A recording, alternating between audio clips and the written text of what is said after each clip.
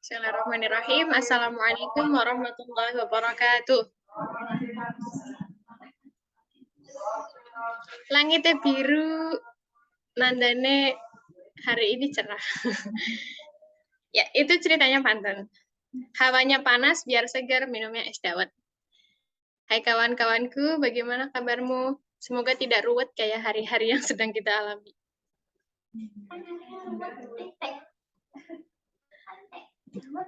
Ruwet, ya. Semoga yang ruwet nanti terurai dengan kesabaran dan keikhlasan yang kita terus latih ini. Ya, alhamdulillah rabbil alamin, puji syukur kehadirat Allah Subhanahu wa taala yang mana telah melimpahkan banyak nikmat kepada kita, terutama nikmat iman, Islam dan nikmat kesehatan. Semoga dengan nikmat ini kita dapat memaksimalkan untuk beramal solih yang dimana semoga Allah ridho dengan amal-amal solih yang kita lakukan. Amin ya rabbal alamin. Salawat serta salam tak lupa mari kita haturkan kepada baginda Nabi Muhammad Sallallahu Alaihi Wasallam, kepada keluarga beliau, sahabat beliau, dan juga pengikut beliau hingga yaumul qiyamah. Dan kita semoga termasuk umat beliau yang kelak di yaumul qiyamah mendapatkan syafaat dari beliau. Amin ya rabbal alamin. Baik, insya Allah pada kesempatan kali ini, tadi seperti pantun yang sudah dibawakan, bersangkut pautan dengan dawet. Ya, ini Nima habis nyimak bukan kultum sih, sepenggal episode di podcastnya Ustadz Salim, yang ngebahas tentang Joko Tingkir ngombe es dawet. Mungkin teman-teman kalau sempat mengikuti yang sempat di upacara itu menggoyang RI 1 gitu ya, dia tuh nggak cuma nyanyi oh jadi banding tapi dia juga nyanyi itu deh, makanya Joko Tingkir ngombe es dawet. Nah, kan penasaran gimana sih ceritanya? Jadi dawet ini di dalam gastronomi kuliner Nusantara itu sudah sangat tua karena dia ya, jadi Babat Jawa menuliskan bahwa dawet ini munculnya di tahun abad ke-13. Tahun 1200-an di wilayah Pati ada tokoh yang bernama Ki Sagola. Dia itu menjual minuman yang merupakan campuran antara santan, gula merah yang dicairkan. Nah, kemudian ada isiannya berupa tepung beras diayak pakai saringan. Jadi pas diayaknya itu masih panas kayak gitu. Terus di bawahnya itu ada air dingin. Jadi dia langsung kebentuklah sebagaimana dawet yang sekarang kita kenal. Cuman kalau dulu itu nggak sebesar sekarang, kan sekarang udah banyak transformasinya gitu ya. Ibaratnya dari abad 12 sampai sekarang abad berapa? 20-an gitu ya. Pokoknya udah lama banget gitu, 18 tahun yang lalu gitu. Tapi transformasinya tidak begitu jauh dari yang dulu gitu. Nah, jadi tuh mulanya Ki Sagola kan jualan doang, tapi pada suatu masa ada momen di mana tuh ada kepala penguasa di wilayah namanya Karangsoka yang saat itu habis selesai perang sama wilayah lain. Jadi tuh berhasillah dikuasai dua wilayah itu oleh satu penguasa, dan maka jamuan es dawet itu kayak hidangan kemenangan gitu, kayak minuman segar abis capek-capek gitu ya, itu dihidangkan gitu. Nah, makanya wilayah yang dua itu dijadikan satu nama, yaitu jadi Paranggorda. Di wilayahnya ada di Pati. Nah, kemudian ini setelah dikuasai tadi menjadi, oh maaf, jadi perseturannya tadi Karangsoka sama Paranggorda. Nah, setelah disatukan itu namanya jadi Karangsoka gitu. Kemudian Ki Sagola ini diundang ke ke tempat penguasa untuk ikut menikmati kelezatan minuman yang sebenarnya dibuat oleh dirinya sendiri gitu. Kemudian itu kan tadi komposisinya ada air gula, santan, sama tepung beras yang diayak gitu ya. Tapi dipanaskan dulu gitu. Jadi kata si penguasa bilang, ini tuh kelezatannya terletak pada santannya. Jadi kalau kita kan kenalnya santan dengan merek tertentu ya, takutnya endorse gitu. Itu ini tapi yang asli dari kelapa, diperes langsung dari kelapa parutnya. Jadi rasanya di situ katanya pasti gurihnya beda. Kalau orang Jawa juga di kampung seringnya bilang, "Jangan pakai santan instan," gitu ya, "pakai yang dari kelapa aja, soalnya lebih gurih." Gitu. Nah, makanya penguasa ini memberikan nama ke wilayah tadi dengan sebutan lainnya juga dengan Kadipaten Kesantenan. Gitu. Maka ketika Kerajaan Majapahit berdiri pada tahun 1293, Hisagala ini menghadap, kemudian dia itu dan kemudian kayak dijadikan pemimpin di wilayah Kesantenan dengan dikukuhkan oleh Raja Majapahit gitu.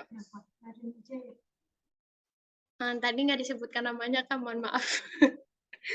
Terus ya tadi sempat Nima sebutin juga, jadi bukan katanya sih, sedang trending itu selain lagu Ojo Dibandingke, itu ada Joko Tingkir Ngombe Dawet. Itu bikin kontroversi banget karena di lingkungan wilayah Jawa gitu, beberapa orang menyebut jangan dijadikan nyanyian seperti itu cenderung ke orang soleh gitu. Joko Tingkir ini dinilai sebagai orang soleh karena dilihat dari nasab. Nah, pesan Ustadz Salim, kalau misalnya memandang nasab seseorang, itu kita perlu ilmu yang hati-hati. Karena kalau sampai kita menasabkan seseorang kepada yang bukan ayahnya beneran, gimana? Bukan kepada bapaknya, itu kan tidak boleh dalam Islam gitu. Makanya tadi Ustadz Salim menyampaikan di buku Babat Tanah Jawa, ternyata orang tuanya Joko Tingkir itu Ki Kebo Kenongo. Aduh, aku pas denger itu juga udah, namanya kebo. Kebo itu teman-teman kalau misalnya tahu artinya di Jawa itu, kalau di bahasa Indonesia kerbau gitu ya. Tapi bukan berarti bapaknya kerbau, bukan. Nah, kebo ini tuh sebagai gelar di Jawa itu buat keluarga bangsawan. Jadi kalau mungkin kayak teman-teman tahu di Bali ada Inyoman gitu ya. Kalau di Jawa juga ada Raden selain Kebo gitu di masa Joko Tingkir ini, tapi ternyata pakainya Kebo. Nah, Joko Tingkir ini ternyata dia itu adanya, beliau itu mulai dikenal oleh masyarakat itu pada tahun mana catatan saya? Abad ke-16-an. Jadi kan Dawet itu lahirnya di abad ke-13. Nah, Joko Tingkir ini ada di abad 16.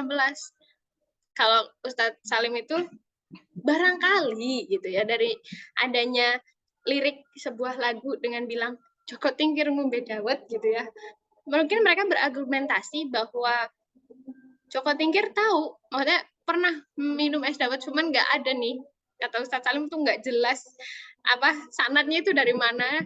Ustadz Salim belum pernah membaca, dan kata beliau yang jelas wallahu a'lam katanya beliau gitu. Terus kalau ditelusuri lagi, ternyata Joko Tingkir itu masa mudanya mengabdi di Kerajaan Demak. Nah, Kerajaan Demak itu dipimpin sama Sultan Trenggono. Nah, Sultan Trenggono ini punya anak namanya siapa ini? Dewi Sekar Kedaton. Tapi sebelum Joko Tingkir menikah dengan Dewi Sekar Kedaton, jadi asal usulnya dia bisa menjadi mengabdi di wilayah Demak itu didorong, ibaratnya punya apa ya? Sekarang rekomendasi orang yang ngedukung dia buat ayo kamu ngabdi Demak. Di Demak itu ada 40 buaya. Coba kalau baca di Babat Tanah Jawa doang, kata Ustaz Salim, ini akan menimbulkan orang lain tuh amat salah dalam memahami. Nah, buaya di sini kan Nima juga pas awal bilang, orang didorong sama buaya gitu kan. Tapi ternyata nggak, usah saling memberikan penjelasannya. Nah, buaya-buaya di sini di masa lampau, di masanya Joko Tingkir dulu itu, buaya ini dimaksudkannya adalah orang-orang yang diberi label preman. Jadi bukan orang baik yang mendukung Joko Tingkir untuk ke sana. Dan setelah Joko Tingkir mengabdi dari waktu ke waktu, itu sempat ada konflik dengan salah satu, kan dia jadi pengabdi, terus sampai sempat menduduki kepala prajurit, intinya naik jabatan gitu. Nah, ketika di jabatan atas kan kepala prajurit nggak cuma satu ya, sempat ada konflik dengan kepala prajurit yang lain, dan Joko Tingkir ini kemudian lari ke wilayah lain gitu. Jadi dia sempat terdepak dari Demak gitu dengan adanya kronologi tersebut. Tapi ada kejadian lagi yang membuat tadi nantinya Joko Tingkir bisa menikah dengan anaknya Sultan Trenggono itu adalah dengan cara dia itu memasukkan tanah ke mulutnya bukan kerbau. Ke mulutnya kebo. Ini kok ketawa banget. Ya jadi tuh Joko Tingkir itu memasukkan ke mulutnya seekor kerbau itu, dan kerbau itu ternyata mengamuk di alun-alun kota, bikin keributan, dan yang bisa menenangkan itu ternyata Joko Tingkir. Tapi kata Ustaz Salim, ini tidak mungkin. Masa bisa ibaratnya bikin kerbau yang ngamuk damai kok jadi diangkat jadi menantu gitu kan. Nah, ternyata diterjemahkan lagi bahwa termasuk yang dimaksud kebo di sini yaitu adalah ada seorang bangsawan dari wilayah tersebut yang dia itu belum menerima kepemimpinan Kesultanan Trenggono, tapi dia masih aku Majapahit banget nih gitu. Maksudnya dia masih belum terima kalau wilayah dia itu dipimpin oleh Sultan Trenggono. Jadi yang dimaksud adalah bangsawan yang sebenarnya punya kedudukan, punya jabatan, dan dia bikin onar. Jadi sebenarnya Joko Tingkir ini provokasi gitu ya, biar orang itu tuh kayak, ayo kamu jangan terima, kamu protes gitu kan, ibaratnya kayak gitu. Nah, makanya beliau ini yang berhasil si orang ini yang tadinya kayak kalau sekarang mungkin bahasanya mendemo kali ya gitu, mendemo ke Sultan Trenggono itu. Nah, makanya dengan jasa yang begitu besarnya dianggap oleh Sultan Trenggono bahwa Joko Tingkir, oh dia udah menyelamatkan Demak nih gitu, makanya diangkatlah menjadi menantunya, imbalannya dikasih anaknya untuk dinikahkan dengan Joko Tingkir gitu. Kemudian apa tadi? Jadi dengan adanya es dawet yang sudah dari gastronomi tua, yaitu di abad ke-13, kalau teman-teman mungkin mendengar nanti gitu, lirik yang bilang kalau Joko Tingkir ngombe dawet, urusan urip wis ruwet aja dipikir gitu ya, itu jangan, kalau misalnya ada yang fanatik menanggapi, jangan begitu, kan Joko Tingkir orang soleh. Nah, orang soleh ini ngurusin nasabnya Nimah cukup panjang gitu ya, terus Nikmah juga bingung karena kata Ustadz Salim ada 2 wilayah gitu yang katanya bukan katanya sih, maksudnya berdasarkan yang udah dipelajari sama Ustadz Salim, Ki Kebo Kenonge itu muridnya Syekh Siti Jenar. Nah, teman-teman kalau pernah dengar juga Syekh Siti Jenar ini di Jawa itu cukup kontroversial gitu ya. Kemudian, tapi kalau ditelusuri lagi, ternyata ada buyut atau apanya gitu ya, itu yang asalnya masih dari wilayah Timur Tengah, dan ternyata kakek atau buyutnya itu punya keilmuan yang lurus gitu, nggak nggak kayak bapaknya yang berguru di Syekh Siti Jenar gitu, dan guru-gurunya Joko Tingkir ini ya para wali songo gitu, insya Allah lurus akidahnya gitu. Cuman kata Ustadz Salim, ya lagi-lagi saya ya ini yang saya sampaikan, yang saya ketahui gitu. Silakan mau yang mengambil mana gitu, tapi jangan sampai ketika ada orang yang mengatakan dengan tadi gitu, ibaratnya lirik dan rimanya biar pas gitu ya, Joko Tingkir ngombe dawet gitu, ya sudah, biarkan saja gitu. Toh mereka insya Allah juga bukan berniat untuk kayak melecehkan Joko Tingkirnya atau ada niat-niat buruk lainnya gitu kan, kita juga tidak tahu. Gitu. Jadi ya hikmahnya gitu ya, kalau Nikmah ambil gitu ya, nanti tentang belajar nasab gitu, karena nasab lagu sama nasab orang gitu ya, ya lagu itu kan buat ya membawa suasana lebih happy, gembira gitu, sedangkan kalau nama Joko Tingkir diambil ya mungkin bukan sengaja, tapi biar pas sama rimanya gitu.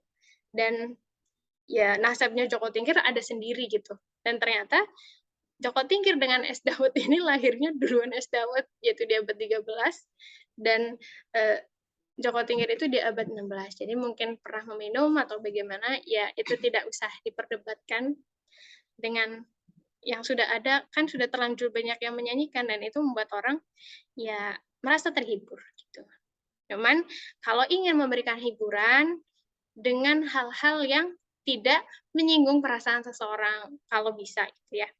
Jadi biar sama-sama happy di kita, yang memberikan energi positif, yang menerima juga tidak memberi wah ini jangan-jangan begini gitu, malah jadi nangkepnya hal negatif gitu, padahal niatnya kita positif gitu ya. Semoga ada kebermanfaatan yang bisa diambil. Akhirul kalam, bila taufiq wal hidayah. Assalamualaikum warahmatullahi wabarakatuh.